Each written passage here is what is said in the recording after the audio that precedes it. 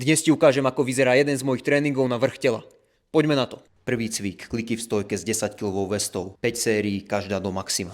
Druhý cvik, kliky v stojke s 2-kilovými záťažami na členky, tu sa nám mení ťažisko, znova 5 sérií, každá do maxima. Tretí cvik, kliky v stojke s vlastnou váhou, najrôznejšie variácie, čo ma napadali, 5 sérií do maxima.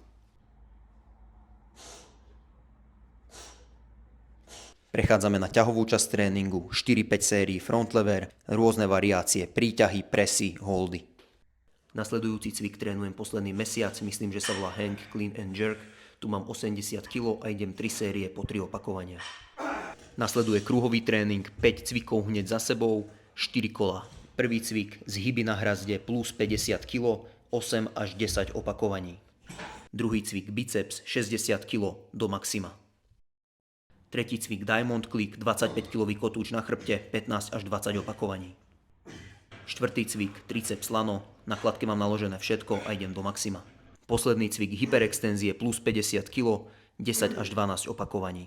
Týchto 5 cvikov idem hneď za sebou bez pauzy a idem 4 kola.